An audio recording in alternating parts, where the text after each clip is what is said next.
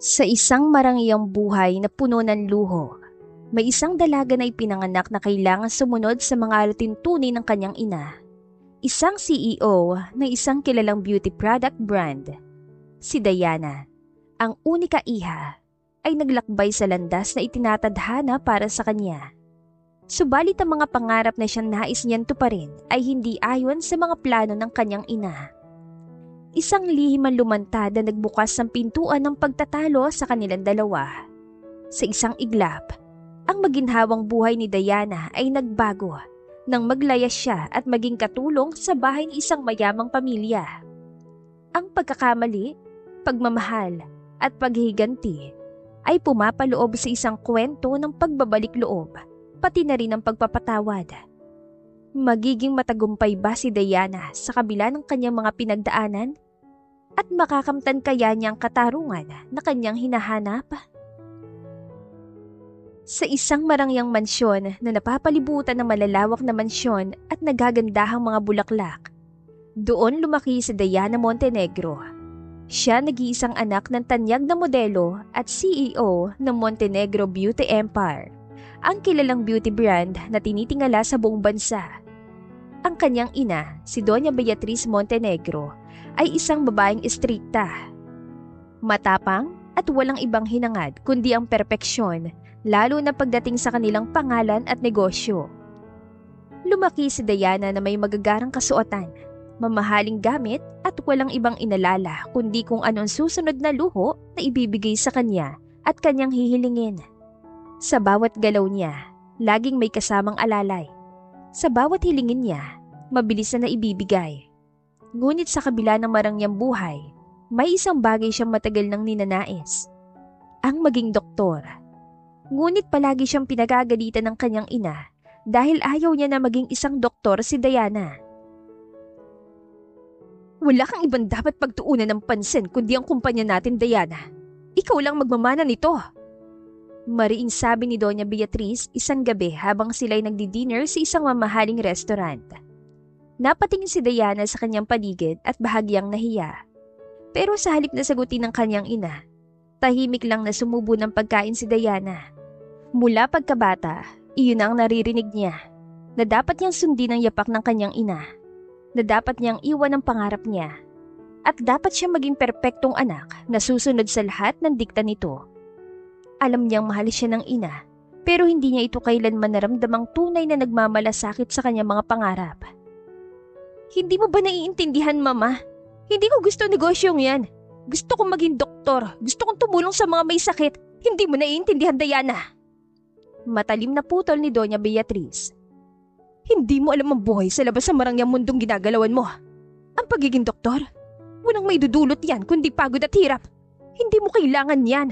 Ang kailangan mo ay maging katulad ko, isang matagumpay na negosyante. Napabuntong hininga si Diana. Lagi na lang ganito ang usapan nila. Ang diktahan siya ng ina at ang pilitin siyang sumunod. Hindi siya kailanman nagkaroon ng kontrol sa sariling buhay. Sa kabila ng matinding pagtutol ng kanyang ina, hindi kailanman sumuko si Diana sa pangarap niya maging doktor. Sa loob ng maraming buwan, palihim siya nag-aaral. Gumagamit siya ng peking pangalan sa isang online medical course. Nagbabasa ng mga librong may kaugnayan sa medisina at dumadalo sa mga seminar nang hindi nalalaman ng ina. Tuwing umaga, ipinapakita niya sa kanyang ina na abala siya sa mga negosyo ng Montenegro Beauty Empire. Ngunit sa gabi, sa tahimik na sulok ng kanyang silid, ay sinisid niya ang mundo ng medisina. Lingid sa kaalaman ni Doña Beatriz, may lihim na kaibigan ng kanyang anak na tumutulong sa kanya. Walang iba kundi si Dr. Ramon Villanueva, isang kilalang doktor at propesor sa isang university. Ito nagbibigay sa kanya ng kaalaman at gabay tungkol sa medisina. Diana, alam mo bang delikado itong ginagawa mo? Tanong ni Dr. Ramon sa dalaga isang araw habang nag-uusap sila sa isang pribadong klinika. Alam ko, Dok, pero hindi ako titigil. Ito ang gusto ko.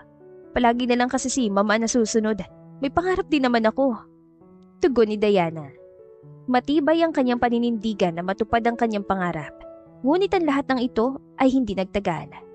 Isang gabi, Habang abala si Diana sa panonood ng isang online lecture tungkol sa human anatomy, hindi niya namalayang may nakamasid sa kanya, ang kanyang sariling ina.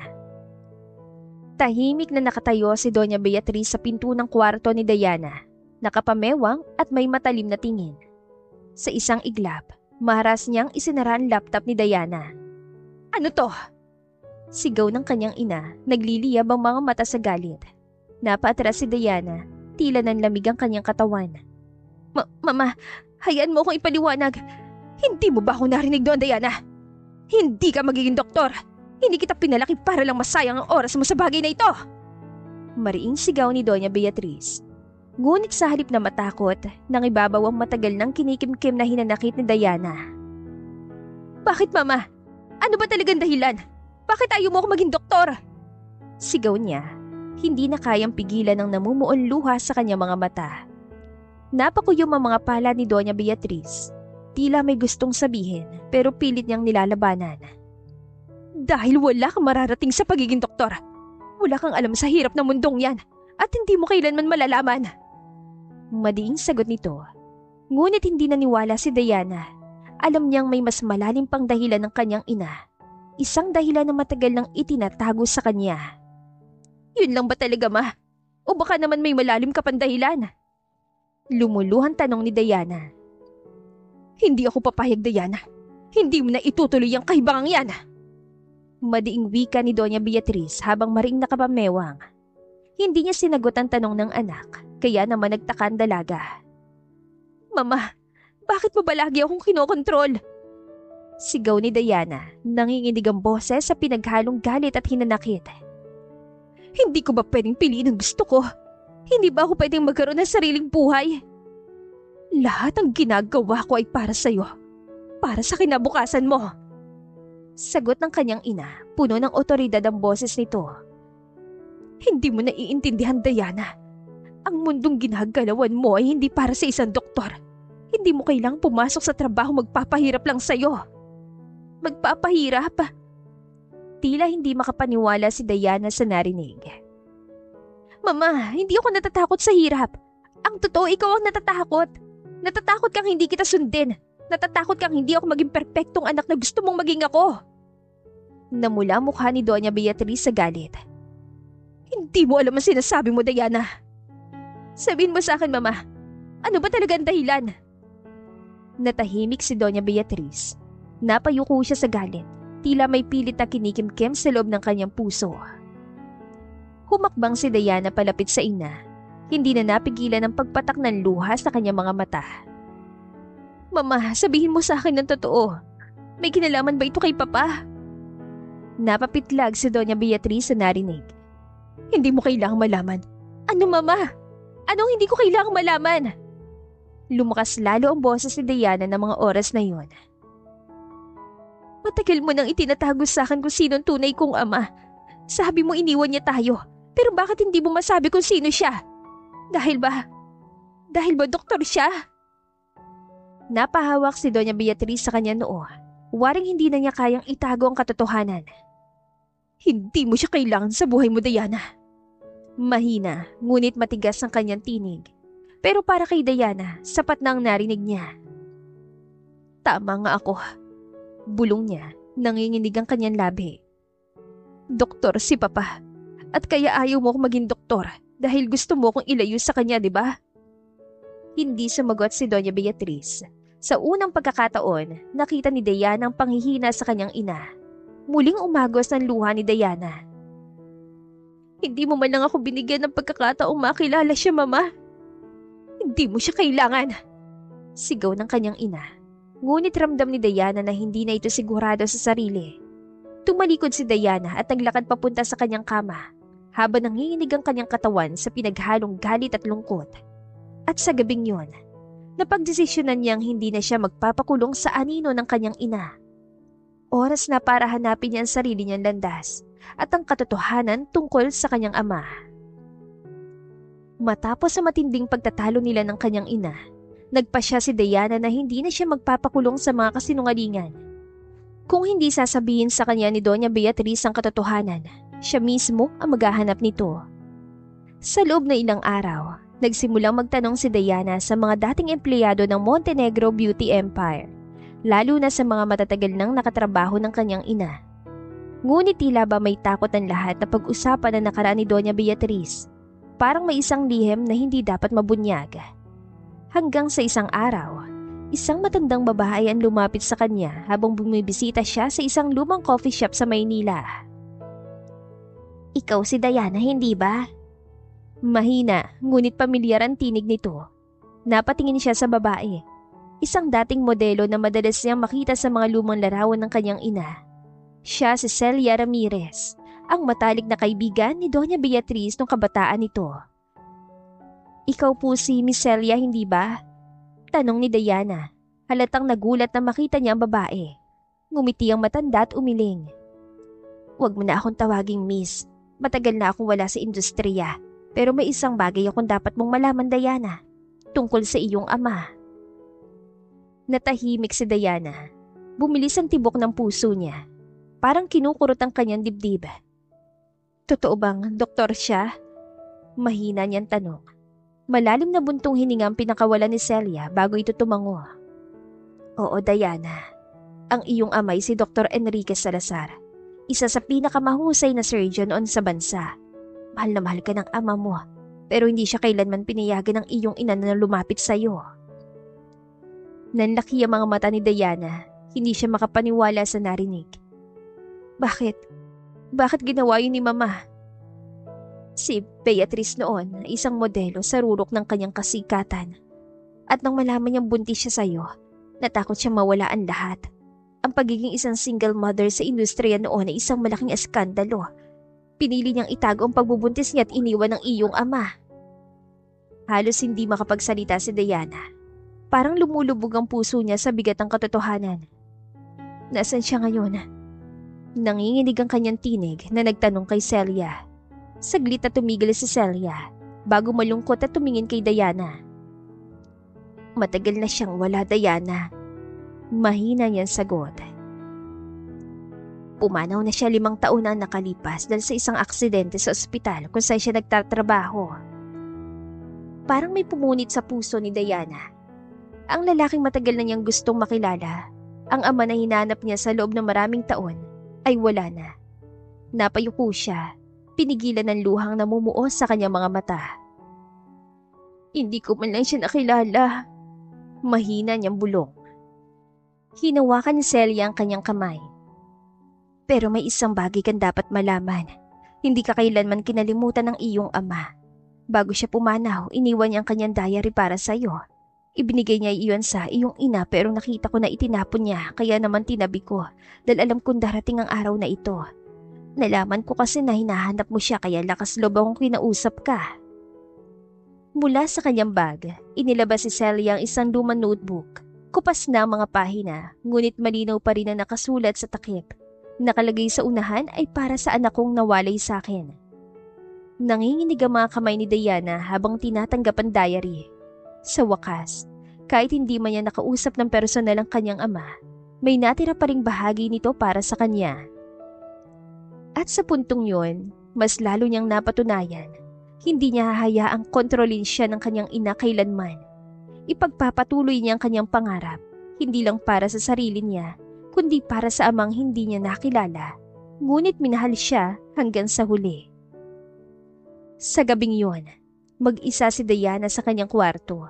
Mahigpit na yakap ang diary na iniwan ng kanyang ama. Nanginginig ang kanyang mga kamay habang dahan-dahang binubuksan ang lumang notebook. Amoy lumang papel na ang mga pahina, ngunit malinaw pa rin ang tinta ng bawat salitang sinulat dito. Sa unang pahina, naroon na isang simpleng mensahe at napangiti si Diana. Ngunit habang tumatagal, hindi na napigilan ng dalaga na hindi maiyak. "Para sa aking pinakamamahal na anak, Diana. Naway isang araw ay mabasa mo ito at malaman mong hindi kita kailanman kinalimutan." Basa ni Diana sa unang pahina. Napasinghap si Diana. Sa unang pangungusap pa lang, ramdam na niya ang bigat ng damdamin ng kanyang ama. Tuluyan na siya napaiyak habang ipinagpatuloy ang pagbabasa. "Kung sakaling hindi ko na maabot ang panahong makita kita, Diana, gusto ko malaman mong mahal kita. Hindi kita kailanman tinalikuran. Hindi akong umalis. Pinalayo ako sa'yo. Pero kahit hindi mo ako nakilala, lagi mo akong dala sa puso mo. Mahal kita, anak. Hanggang sa muli. Bumagsak ang luha ni Diana sa pahina ng diary. Hindi niya inakalang ganito kahirap ang pinagdaanan ng kanyang ama. Ang sakit ng pagkawalay nito sa kanya, ang matagal na pag-asang makilala siya, at ang hindi natupad na pangarap na maging bahagi ng kanyang buhay. Papa, bulong ng dalaga at mahigpitan niyakap ang diary. Hindi niya napansin na bumukas ang pinto ng kanyang kwarto. Isang malamig na tinig ang pumuno sa katahimikan. Saan mo nakuha yan? Napatingin si Diana at tumambad sa kanyang ina. Si Doña Beatriz, nakatayo sa may pinto, nalilisik ang mga mata at bakas ang galit sa kanyang mukha. Agad na lumapit si Doña Beatriz at maras na hinablot ang diary mula sa kamay ni Diana. Ano to? Kanino mo na nakuha? Galit na sigaw ng ginang. Mama, akin yan! Binalik ni Diana ang tingin sa ina. Punong-puno ng hinanakit ang kanyang mga mata. Diary ito ng papa ko. Ng totoong papa ko. Hindi mo dapat binabasa yan. Sigaw ni Doña Beatriz. Bakit, Mama? Dahil malalaman kong totoo? Dahil malalaman kong mahal na mahal ako ni Papa at hindi niya ako kailanman tinalikuran? Tumataas na rin ang boses ni Diana ng mga oras na yon. Mariing itinulak ni Doña Beatriz ang diary sa mesa. Hindi maitago nanginginig ang mga kamay niya. Hindi mo siya kilala, Diana. Akala mo lang mahal ka niya pero hindi mo alam kung ano talagang pinagdaanan ko. Hindi mo ako pwedeng sabihan na iniwan niya tayo, Mama.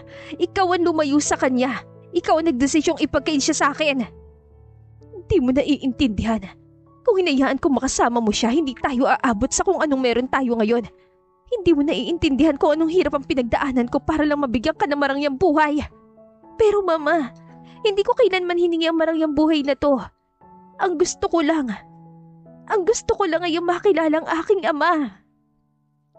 Napatingin si Doña Beatriz kay Diana at sa unang pagkakataon, nakita niyang matinding sakit sa mata ng kanyang anak. Hindi ko siya kailanman kinalimutan, Mama. Mahina, ngunit puno ng lungkot na sabi ni Diana. Pero ngayon, huli na ang lahat. Hindi na napigilan ni Doña Beatriz sa mapayuko, ngunit hindi na hinintay ni Diana ang sagot niya. Sa isang iglap, mabilis niyang dinampot ang diary, humakbang papalabas ng kwarto at tinuo ang pinto ng kanilang mansyon. Diana, saan ka pupunta? Habol ng kanyang ina. Hindi lumingon si Diana. Hindi na niya kayang manatili sa lugar na yon, sa tahanang naging kulungan para sa kanyang pangarap at pagkatao. Lalayas na ako, Mama. Sagot niya nang hindi man lang nilingon ng ina. At sa pagkakataong ito, hindi mo na ako mapipigilan. At sa unang pagkakataon sa buhay niya, pakiramdam ni Diana ay malaya na siya. Hindi agad hinabol ni Doña Beatriz ang anak. Sa tingin niya, pansamantala lang ang galit ito at babalik din sa kanilang tahanan kapag napagod. Ngunit makalipas ang 1, 2, 3 araw, wala pa ring Diana na bumalik.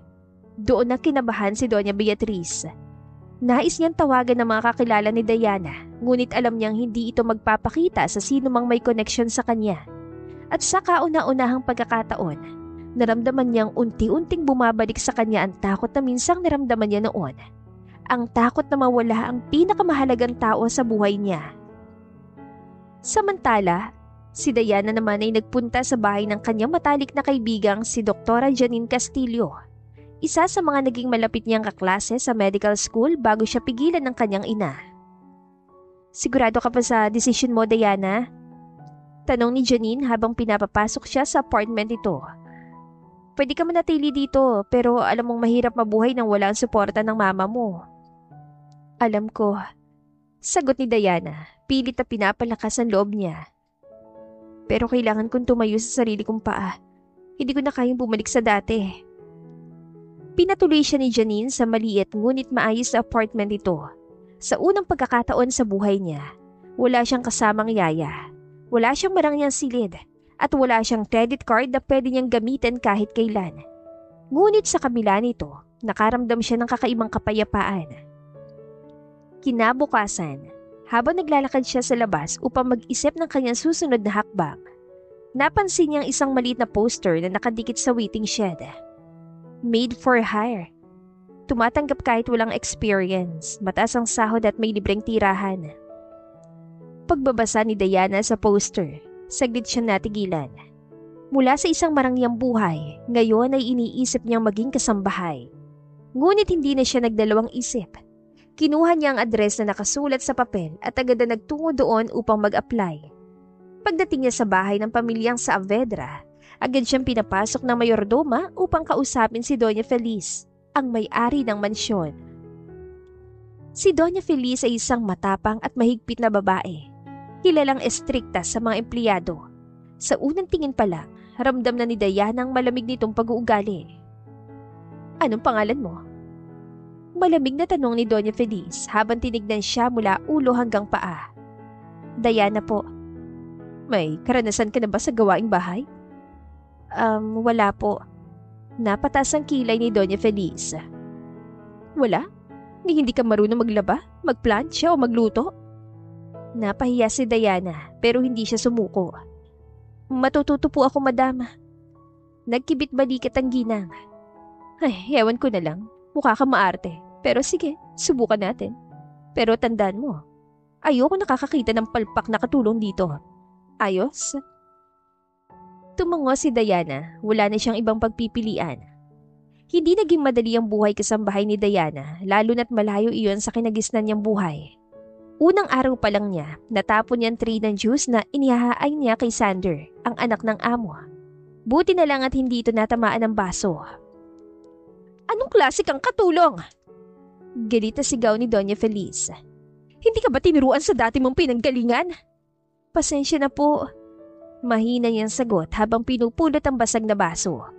Sa sumunod na araw, sinabihan siya maglaba ngunit hindi niya alam kung paano gamitin ang washing machine. Sa halip na linisin ang damit, lalo lang itong nadumihan. "Lintik na bata to!" Sigaw ni Doña Feliz. "Kahit pagsasampay mali ang ginagawa mo. Ay nako, hindi ko alam kung tatagal ka rito." Pero kahit gaano kahirap, tiniis ni Diana ang lahat. Alam niyang ito ang tanging paraan para mapatunayan niya ang sarili niya, kaya niya mabuhay nang hindi umaasa sa kanyang ina. Sa bawat araw na lumilipas, unti-unti siyang natututo. At kahit mainit ang ulo ni Doña Feliz sa kanya, hindi nito magawang tanggalin siya. Dahil kahit napapano, napapansin niyang hindi sumusuko ang dalaga. Lumipas ang mga linggo at kahit maraming beses na nagkamali si Diana, nanatili pa rin siya sa mansyon ng mga Saavedra. Kahit pa madali siyang pagalitan ni Doña Feliz, hindi siya natanggal sa trabaho, isang bagay na ipinagtataka niya. "Ano bang meron sa'yo at ikaw lang tumagal sa bahay na to?" Tanong minsan ng isa pang kasambahay na si Manang Cora, isang veterana na sa paglilingkod sa pamilya. Napabuntong hininga si Diana. "Hindi ko rin po alam pero kahit anong gawin ni Doña Feliz, hindi ko po kayang umalis. Kailangan ko pong manatili dito." Ang hindi alam ni Diana, may dahilan kung bakit hindi siya magawang paalisin ni Doña Feliz. Hindi lang dahil sa kakulitan niya, kundi dahil sa isang bagay na hindi nito matanggap. Nakikita niya kay Diana ang dating siya, isang babaeng hindi sumusuko kahit gaano kahirap ang buhay. Bukod pa doon, si Diana lamang ang tumagal sa kanilang katulong maliban kay Manang Cora. Samantalang unti-unti nang nasasanay si Diana sa buhay kasambahay, ngunit isang bagay ang hindi niya maintindihan. Ang pagiging masungit at mailap ni Sander, ang anak ni Doña Feliz. Sa tuwing nasa paligid niya ito, hindi siya nito pinapansin. Kapag may iniaabot siyang gamit, lagi may kasamang irap o malamig na, "Salamat" ang tugon nito. At minsan naman, tila naiinis pa siya dito na sadya.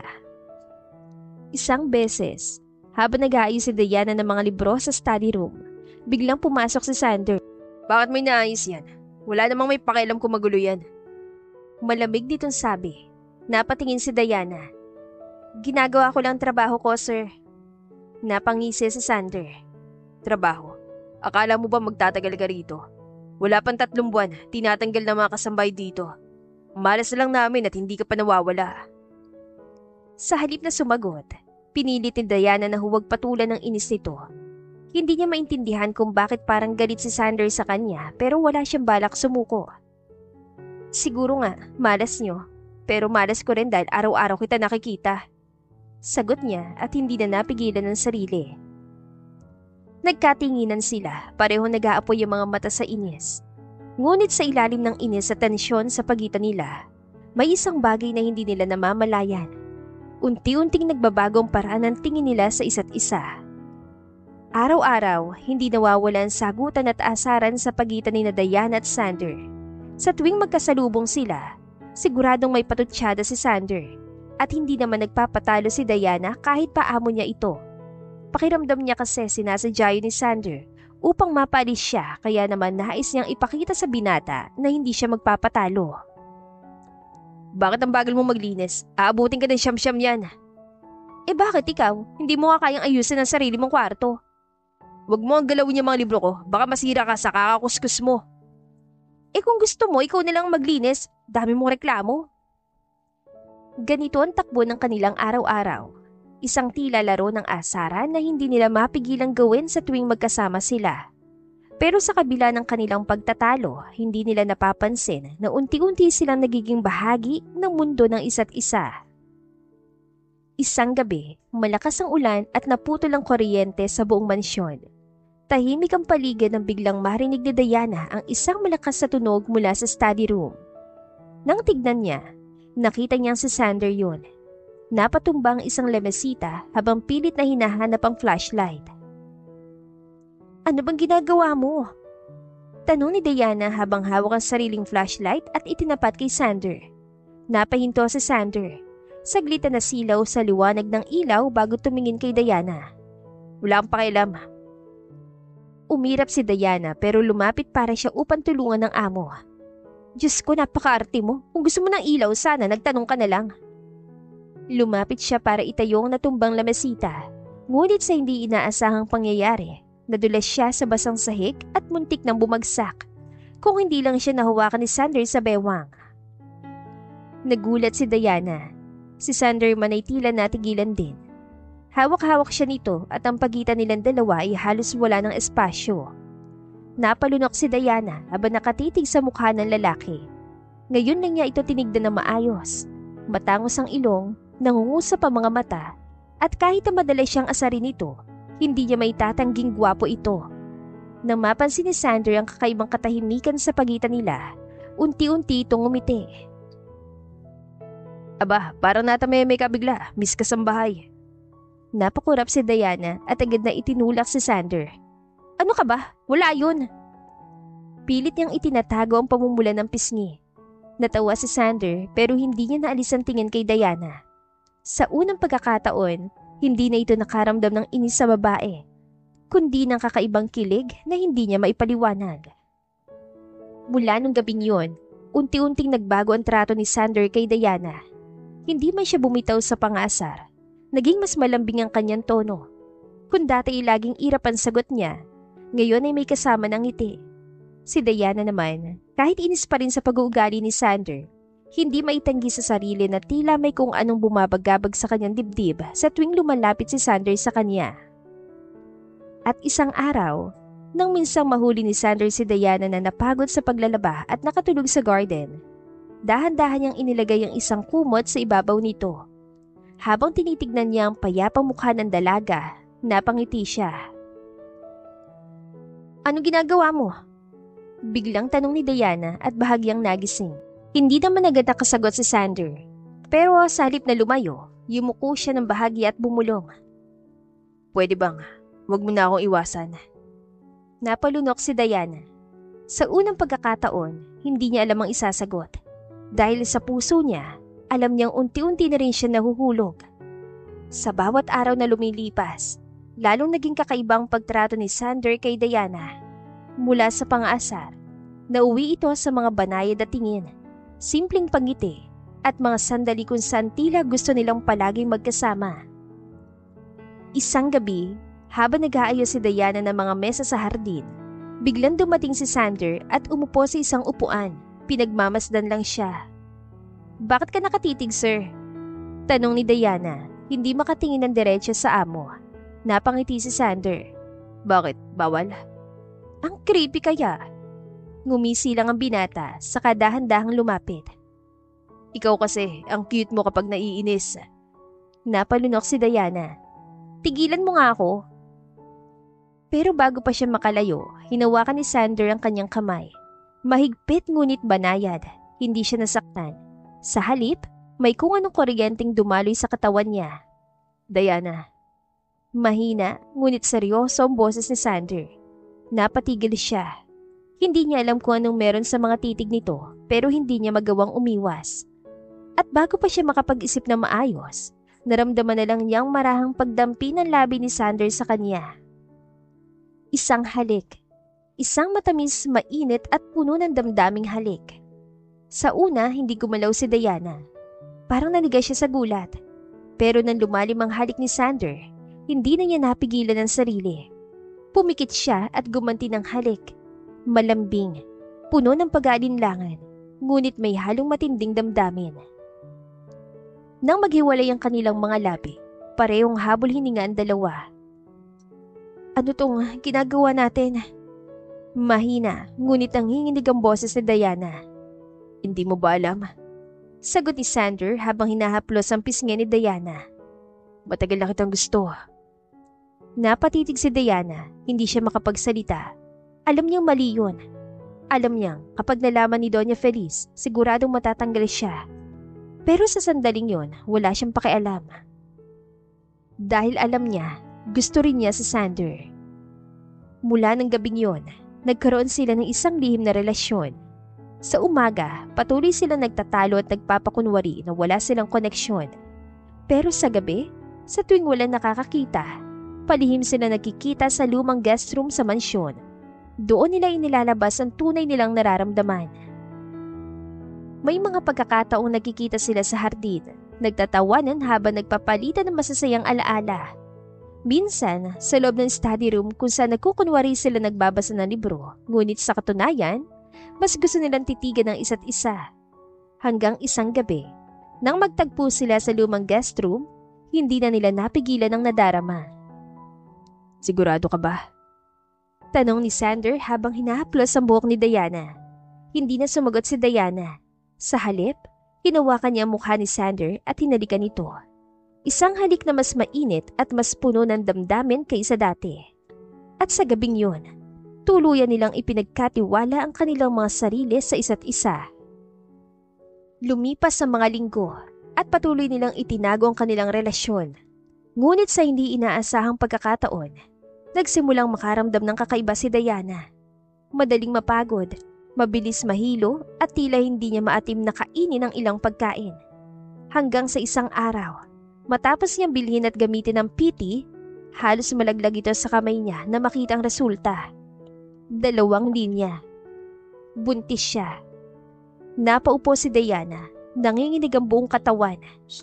Hindi niya alam kung matutuwa o matatakot siya. Maraming tanong ang pumasok sa kanyang isipan.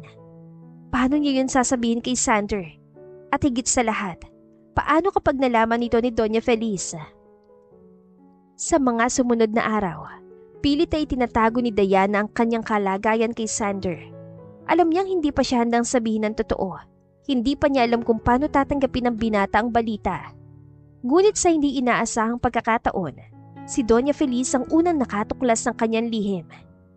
Habang naglilinis si Diana sa kusina, bigla siya nakaramdam ng hilo at nagsuka sa lababo. Sa kasamang palad, sakto naman nakita ito ni Doña Feliz na noon ay kararating lang galing sa labas. Nagtama ang kanilang mga mata at sa isang iglap, tila naintindihan na ng matandang babae ang lahat. Anong ibig sabihin nito? Malamig ngunit may halong galit ang boses ng Donya. Halos hindi makasagot si Diana. Pero na makitang lumapit si Doña Feliz na may matalim na tingin, nag-ipon siya ng lakas ng loob. Ako po ay buntis. Mahina, ngunit matatag niyang sabi. At sino naman ang ama? Wala naman ako nakita na manliligaw o nobyo mo. Wika ni Doña Feliz. Sa pagkakataon na yon, hindi makasagot si Diana. Kaya naman nagtaka ang ginang at pilit na pinaamin si Diana. Apo niyo po ang dinadala ko. Si Sander pong ama ng ipinagbubuntis ko. Halos manlambot si Doña Feliz sa kanyang narinig. Pero agad ito nagbalik sa kanyang postura. Sa isang iglap, nagdilim ang mukha nito at walang pasabing sinampal si Diana. Anong kabaliwan to? Sigaw ng Donya. Hindi ko papayagang isang hamak na katulong lang ang magdala ng anak ni Sander. Halos hindi makapaniwala si Diana sa nangyari. Masakit ang pisikal na sampal, pero mas masakit ang mga salitang binitawan ng ginang. Wala po kayong karapatang saktan ako. Mariin niyang tugon, kahit nangingilig na ang luha sa kanyang mga mata. Pero hindi natinag si Doña Feliz. Hindi kita kailanman matatanggap bilang bahagi ng pamilya namin. Lumayas ka sa pamamahay ko bago pa kita ipahabol sa mga tauhan ko. Wala nang nagawa si Diana kundi ang umalis. Pinagtabuyan siya ni Doña Feliz na parang isang walang kwentang tao. Habang nag-iimpake ng kaunting gamit, hindi napigilan ni Diana ang maluha. Hindi ganito ang inaasahan niyang mangyayari. Akala niya may puwang sa buhay ni Sander ang kanyang anak. Pero mukhang nagkamali siya. At ang pinakamasakit sa lahat, hindi siya hinarap ni Sander. Habang si Diana ay papalabas ng mansyon, si Doña Feliz naman ay agad gumawa ng paraan upang sirain ang imahe ni Diana kay Sander. Nang dumating si Sander mula sa isang business meeting, agad siyang kinausap ng kanyang ina. Kailangan natin mag-usap, anak. Seryosong wika nito. Anong problema, ma? Tanong ni Sander, napansin na mabigat na aura ng kanyang ina. Napabuntong hininga si Doña Feliz at sinimulang paikuti ng kwento. Sinabi niyang ginamit lang ni Diana si Sander para sa pera at ngayon ay buntis ito sa ibang lalaki. Ano? Nanlaki ang mga mata ni Sander. Hindi siya makapaniwala sa narinig. Oo, anak. Umalis na siya at hindi ko na pinigilan. Mas mabuti nang malayo siya sa atin bago pa lalo niyang sirain ang buhay mo. Dagdag pa ni Doña Feliz, kunwari nag-aalala. Sumikip ang dibdib ni Sander. Hindi siya makapaniwala na nagawa ni Diana yun sa kanya. Sa halip na hanapin ang dalaga, mas pinili niyang magalit at maniwala sa sinabi ng kanyang ina. At sa gabing yun, habang si Diana ay umiiyak sa gitna ng ulan, si Sander naman ay lasing at galit, ni hindi man lang niya naisip na alamin ang totoo. Basang-basa si Diana nang marating niya ang lumang mansyon kung saan siya lumaki. Mahigpit niyang hawak ang kanyang tiyan. Pilit pinapalakas ang loob. Wala na siyang ibang matatakbuhan kundi ang kanyang ina na si Doña Beatriz. Ang parehong ina na hindi kailanman sumuporta sa kanyang pangarap. Ngunit ngayon, siya lang ang natitirang pag-asa ni Diana. Nang bumukas ang pinto, lumantad si Doña Beatriz sa kanya na halatang bugto ang mata. Diana. Napanganga ito sa nakita. Ang anak niyang matagal nang nawala, ngayon ay nakatayo sa kanyang harapan. Basang-basa, payat at mukhang bugbog sa pagod at lungkot. Hindi na napigilan ni Diana ang sarili. Sa kabila ng lahat ng sakit na idinulot sa kanya ng kanyang ina noon, sa isang iglap, tumakbo siya palapit dito at niyakap na mahigpit. Mama, tulungan mo ako. Naguluhan si Doña Beatriz. Hindi siya sanay na makitang anak niyang mahina. Si Diana na matapang at palaban. Ngayon ay umiiyak sa kanyang bisig. Pero nang mapansin niyang kamay ni Diana na mahigpit na nakahawak sa tiyan nito, isang matinding takot ang pagtataka ang bumalot sa kanya. Diana, buntis ka? Tanong ng ginang, halos hindi makapaniwala. Dahan-dahang tumango si Diana. Oo, ma. At pinalayas ako ng pamilya niya. Wala akong ibang matatakbuhan kundi ikaw. Natahimik si Doña Beatriz. Matagal. Ilang segundo ng katahimikan na parang bumagal ang oras. Sa isip niya, bumalik ang lahat ng alaala. Ang mga panahong itinulak niya palayo si Diana. Ang pagtatalo nila noon. Ang sakit ang paghihiwalay nila. At ngayon, ang nag-iisa niyang anak ay muling bumalik. Durog at sugatan. Hindi niya alam kung paano dapat tumugon. Pero may isang bagay siyang sigurado. Hindi niya hahayaang maranasan ni Diana ang parehong sakit na pinagdaanan niya noon. Anak. Mahinang sambit ni Doña Beatriz. At sa unang pagkakataon, niyakap niya si Diana ng buong puso. Hindi bilang isang istriktong ina, kundi bilang isang ina na mahal ang kanyang anak. Patawad anak, patawad sa lahat ng pagkukulang ko sa iyo. Lalong humaguluhol si Diana. Matagal na niyang hinintay ang sandaling yun. Ang matanggap siya ng ina, hindi bilang isang pagkakamali, kundi bilang isang anak na mahal nito. Salamat ma, salamat. At doon, sa ilalim ng ulan, sa harap ng lumang mansyon, ang mag-inang dating puno ng tampo sa isa't isa ay muling naghilom ang sugat sa kanilang pinagdaanan. Mula nung araw na yon, hindi na muling pinabayaan ni Doña Beatriz si Diana. Tinanggap niya ito sa kanyang puder at sinuportahan ang pangarap ng anak na maging doktor. Sa kabila ng matigas sa paniniwala noon, napagtanto niyang hindi siya dapat maging hadlang sa pangarap ng anak, lalo na't isa na itong ina. Ginamit ni Doña Beatriz ang kanyang koneksyon upang muling makapasok si Diana sa med school. Sa kabila ng pagbubuntis nito, hindi niya hinayaang huminto sa pag-abot ang pangarap ang anak. At doon nagsimula ang bagong kabanata ng buhay ni Diana. Isang mas matibay, mas matapang na Diana na hindi na kailangang humingi ng pag-ibig sa iba. Dahil ngayon, alam na niya kung ano ang halaga niya. Hindi naging madali para kay Diana ang mga sumunod na araw. Habang patuloy niyang tinutugunan ng pangarap na maging doktor, kinailangan din niyang pagdaanan ng matinding pagsubok ng pagiging isang ina. Sa bawat gabing nag-aaral siya para sa exams, may gabing kailangan niya maghele sa kanyang anak na umiiyak sa madaling araw. Sa bawat araw na pagod siya mula sa hospital duties, may mga sandaling kailangan niyang padadein ng gatas ang anak niya bago matulog. At sa bawat panahong pakiramdam niya ay bibigay na siya. Naroon si Doña Beatriz, hindi na bilang isang mahigpit na ina, kundi bilang isang ina na handang sumuporta sa kanya. Anak, matulog ka na. Ako nang bahala kay baby. Sabi ni Doña Beatriz minsan habang kargang apo. Ngunit napailing si Diana. Hindi ma, ayokong ipasa sa iyo lahat. Napangiti si Doña Beatriz. Iyon ang trabaho ng isang ina, hindi ba? Ang suportahan ng anak niya ano man ang mangyari. At doon napagtanto ni Diana na hindi siya nag-iisa. Sa kabila ng lahat, hindi sumuko si Diana. Nagtapos siya ng medisina. Isa iyon sa pinakamalaking tagumpay ng kanyang buhay. Mula sa pagiging isang katulong na minamaliit noon, ngayon ay isa na siyang respetadong doktor. Ngunit hindi lang yon. Dahil sa kanyang determinasyon, napagtanto ng kanyang ina na si Diana ang tunay na nararapat na humawak ng kanilang negosyo. Mula sa isang batang pinagkakaitan ng sariling pangarap, ngayon ay pinamumunuan na niya ang kumpanyang iniwan ng kanyang ina. Isang matagumpay na doktor, isang matagumpay na negosyante, at higit sa lahat, isang matagumpay na ina. Sa kabila ng lahat ng sakit at pagsubok, napatunayan ni Diana na kaya niyang bumangon, magtagumpay, at maging malaya sa anino ng kanyang nakaraan.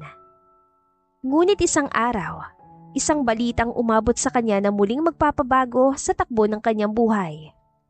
Mula sa kanyang opisina, tahimik na binabasa ni Diana ang mga balitang naglabasan tungkol sa pagkakalugi ng kumpanya ng mga Saavedra. Ang dating makapangyarihang negosyo ni Doña Feliz ay unti-unting bumagsak dahil sa maling pamamahala at sunod-sunod na utang. Hindi niya alam kung ano ang dapat maramdaman.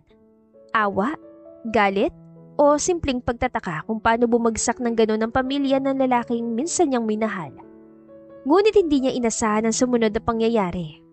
Isang araw, habang abala sa trabaho si Diana, nagulat siya na makitang isang pamilyar na figura sa labas ng kanyang kumpanya. Walang iba kundi si Sander. Nakatayo ito doon, mukhang pagod, malungkot, at tila hindi sanay sa ganong sitwasyon. Malayo ito sa dating Sander na kilala niya. Mayabang, malakas ang loob, at tila nasa kanyan lahat.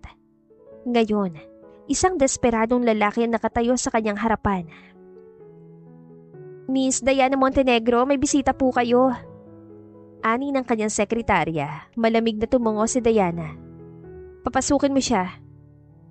Pagpasok ni Sander, sandali sila nagkatitigan. Matagal, parang bumalikan lahat ng sakit at alaala sa nakalipas sa mga taon. Si Sander ang unang bumasag ng katahimikan. Diana. Isang mapaklang ngiti ang lumabas sa labi ni Diana. Anong kailangan mo? Napabuntong hininga si Sander. Halatang nahihirapan sa sasabihin. Kailangan ko ng tulong mo. Nagtaas ng kilay si Diana. Tulong? Hindi ba ako ang taong itinakwil mo noon? Ngayon, bumabalik ka para humingi ng tulong? Pumikit sandali si Sander. Halatang tinamaan sa sinabi ni Diana. Alam ko wala akong karapatang humingi ng anuman sa'yo. Pero ito na lang ang tanging paraan para mailigtas kong pamilya ko. Nagpakawala na isang mahinang tawa si Diana.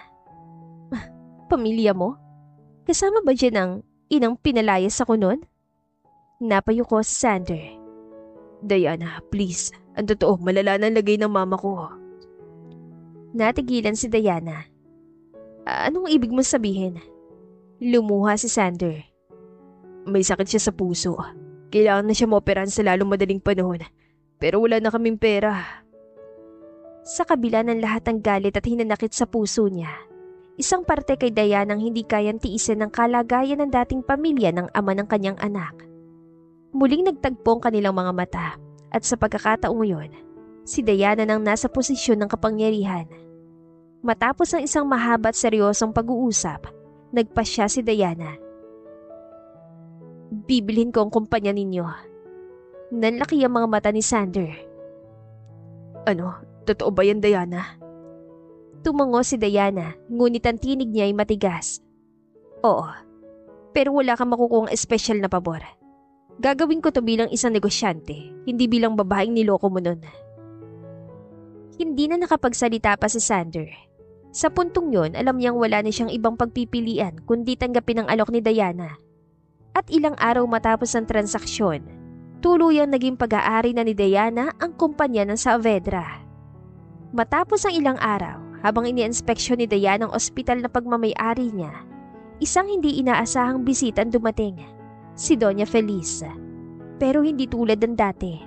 Wala ng kanyang pagiging matapobre, wala ng kanyang kayabangan. Ngayon, isang matandang babae ang nakaluhod sa harapan niya, umiiyak. Diana, patawarin mo ako. Nanlaki ang mga mata ni Diana. Hindi niya kailanman inisip na makikita ang babaeng minsan nagtaboy sa kanya sa matinding kalagayan.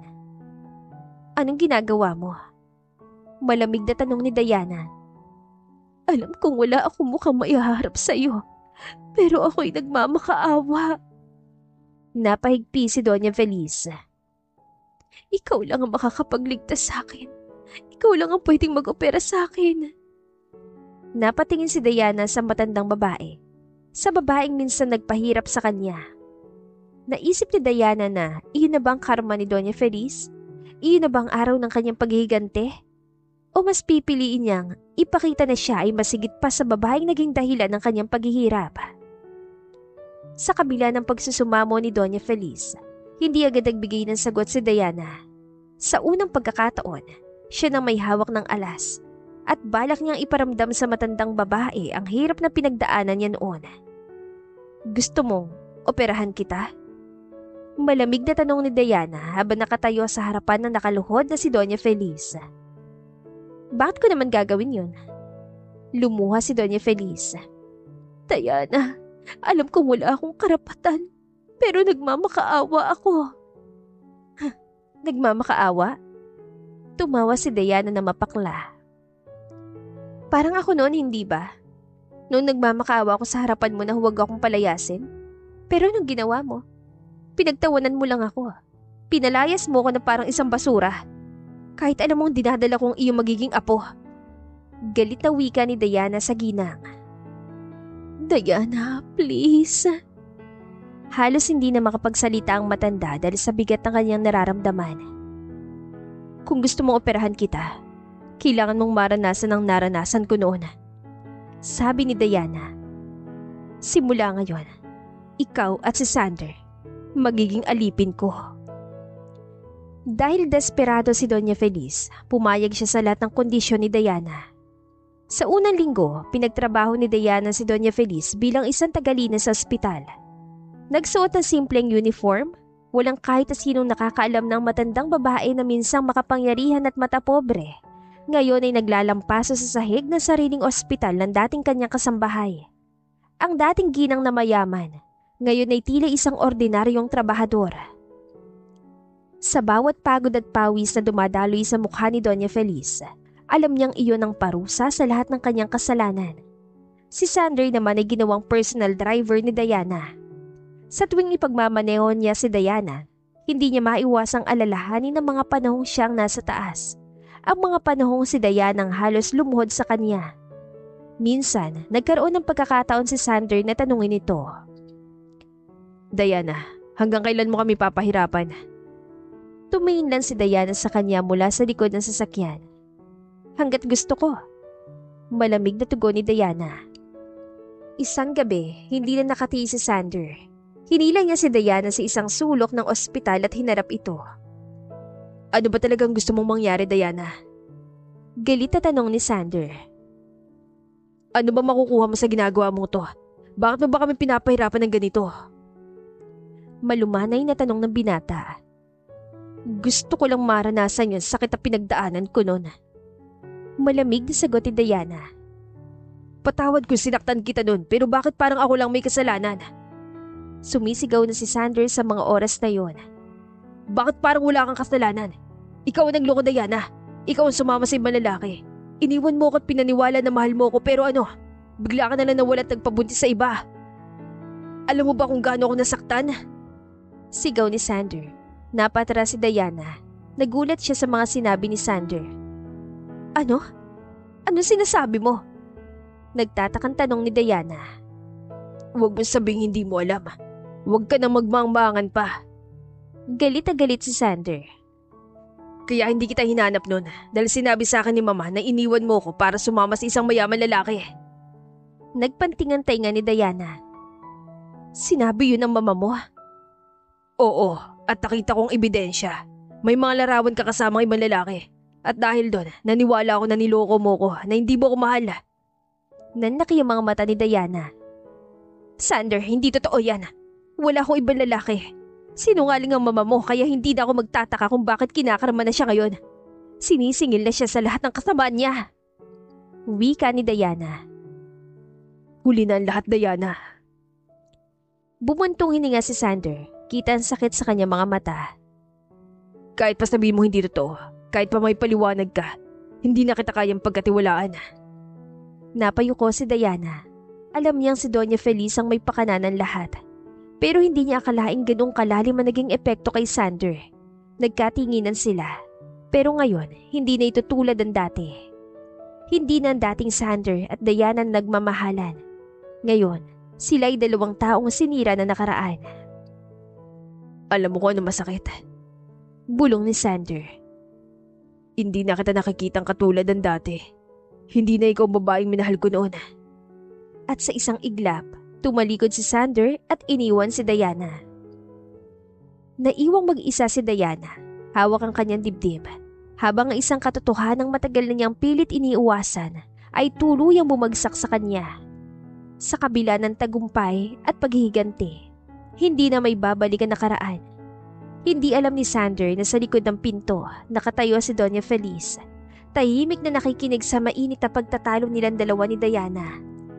Narinig niya kung paano niya isinisisi sa babae ang lahat, kung paano niya sinabing iniwan siya nito para sa ibang lalaki. At doon niya napagtanto, wala nang mas masakit pa kaysa sa panloloko niya sa sarili niyang anak. Dahan-dahang sumunod si Doña Feliz sa anak na nagmamadaling lumabas ng ospital. Nakikita niya mabigat na hakbang ni Sander, ang mga kamay nitong nakasuksok sa bulsa, ang pagyuko ng ulo nito na parang may dinadalang mabigat na pasan. Sander. Mahinang tawag ni Doña Feliz sa anak. Napahinto si Sander pero hindi siya lumingon. Ano? Malamig niyang tugon. Huminga ng malalim si Doña Feliz bago nagsalita. Anak, may dapat akong aminin sa'yo. Dapat mong malaman ng totoo. Nanginginig ang boses na wika ni Doña Feliz. Dahan-dahang humarap si Sander.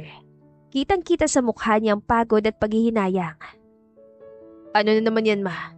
Pagod ako. Gusto ko nang umuwi para magpahinga. Malamig na tugon ni Sander. Sinungaling ako.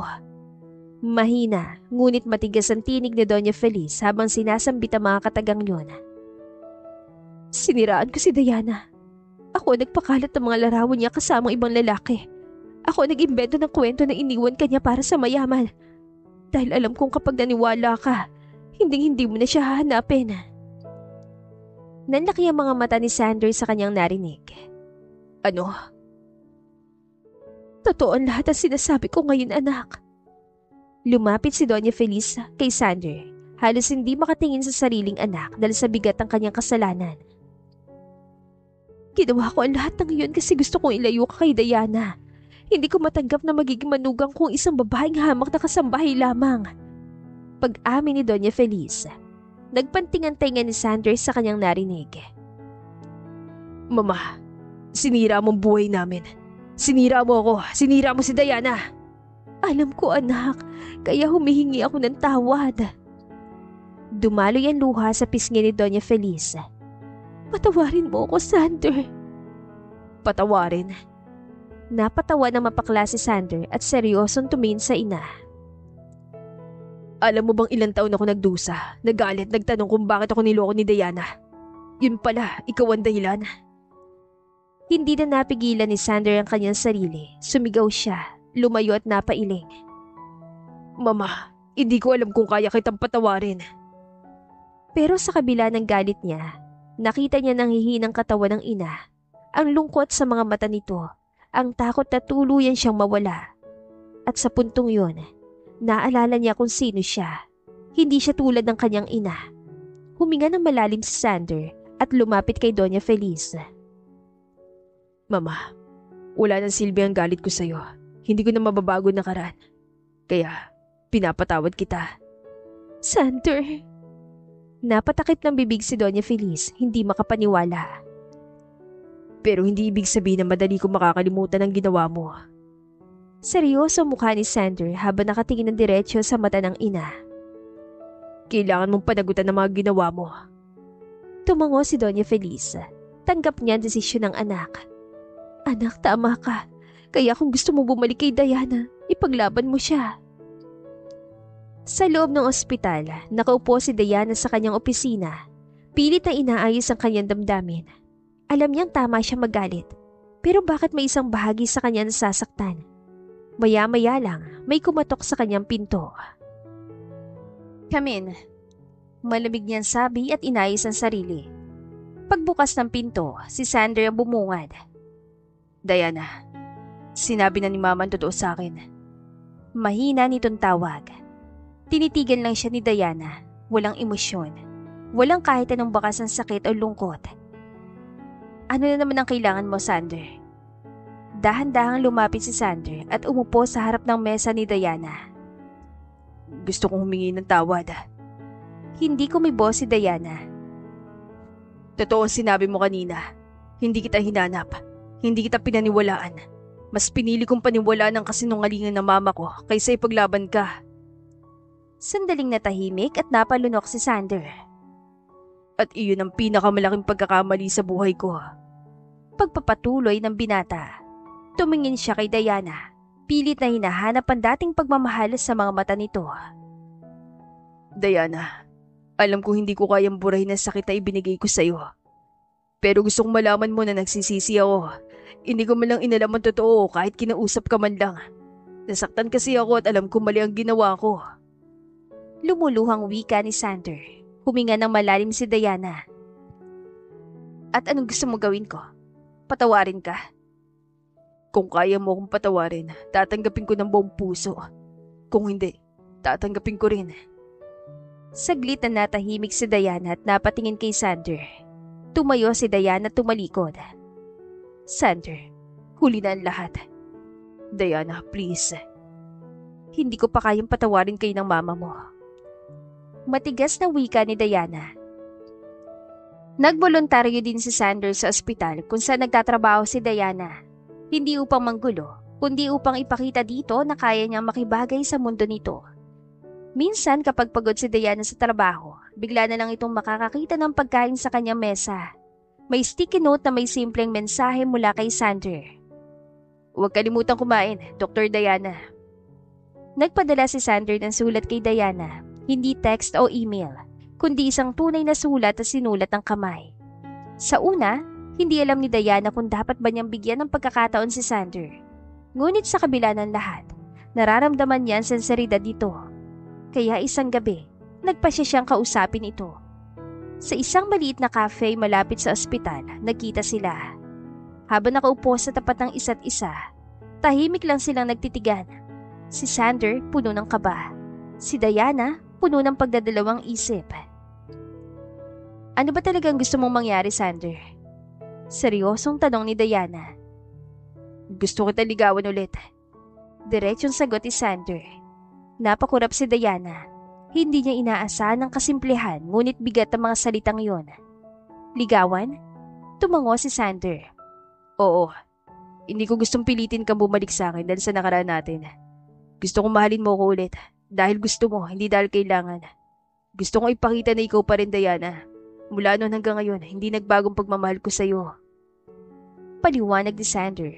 Hindi alam ni Diana kung bakit, pero parang may kung anong kirot sa puso niya. Matagal siyang hindi nagsalita, pero pagkatapos ng ilang sandali, sige, mahina, ngunit matamis niyang sagot. Subukan natin. Mula noon, hindi na nawala si Sander sa tabi ni Diana. Nagpapadala siya ng good morning text tuwing umaga.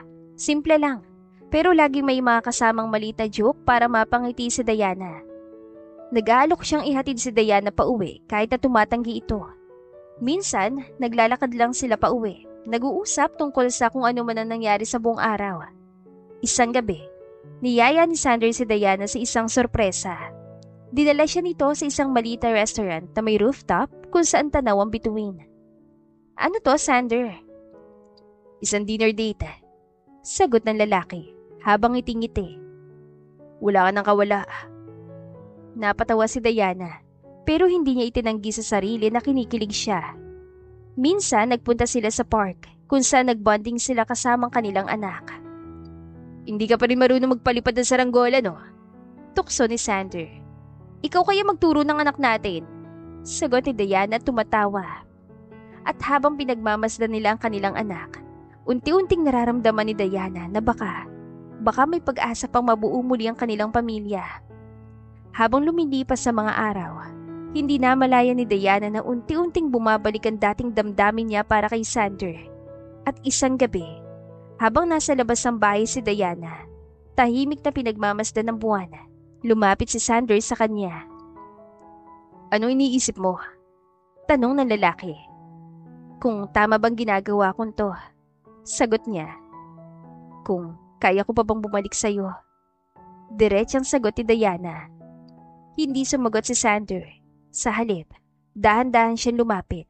Hinawakan ng kamay ni Diana at marang isiniksik ito sa kanyang dibdib. Nararamdaman mo ba yan? Bulong niya. Para lang sa'yo yan, Diana. Hindi niya alam kung ano sumapi sa kanya. Pero bigla na lang napayakap si Diana kay Sander. Sa init ng yakap nito, doon niya naramdaman, hindi pa tapos ang kwento nila. Sa mga sumunod na linggo, mas naging malapit silang dalawa. Naging natural na sa kanila ang magkasamang kumain, mag-usap at magbahagi ng kanilang mga pangarap para sa kanilang anak.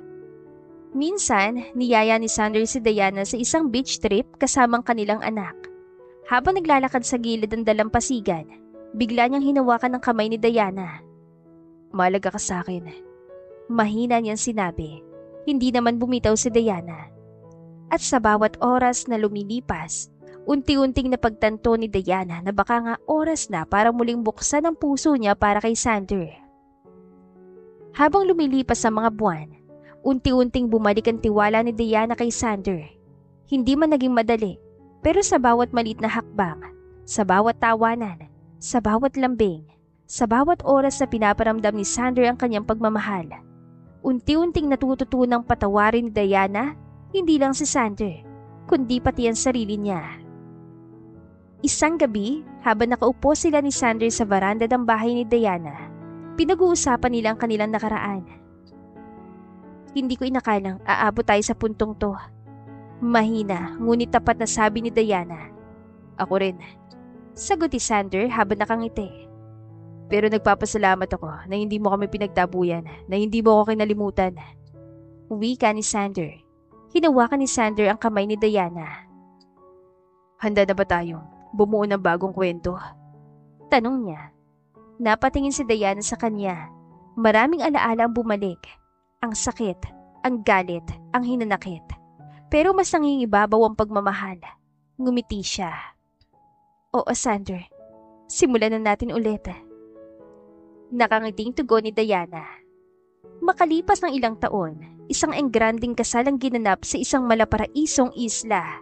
Si Diana sa kanyang simple ngunit eleganteng puting gown at si Sander sa kanyang itim na tuxedo ay nagpalitan ng panibagong pangako sa isa't isa.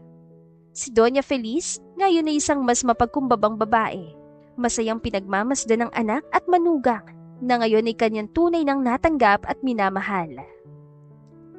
Ang kanilang anak naman, nakasuot ng maliit na suit, ay masayang lumapit sa kanyang mga magulang. Mommy, Daddy, happy na tayo ulit? Inosenteng tanong nito.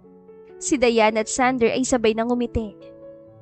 Oo anak, simula ngayon, lagi na tayong masaya. At sa harap ng kanilang pamilya at mga kaibigan, sila ay nagsumpaan ng walang hanggang pagmamahal. At sa huli, hindi lang ang pag-ibig ni Sander at Diana ang nagkaroon ng ikalawang pagkakataon, kundi pati na rin ang pamilyang muntik ng masira dahil sa nakaraan. Dahil minsan, hindi ang pagkakamali ang nagtatapos sa isang kwento, kundi ang kapatawaran ang siyang simula ng panibagong kabanata. At dito na po nagtatapos ang ating kwentong pag-ibig. Maraming salamat po sa pakikinig. To God be the highest glory. Hanggang sa muli, paalam!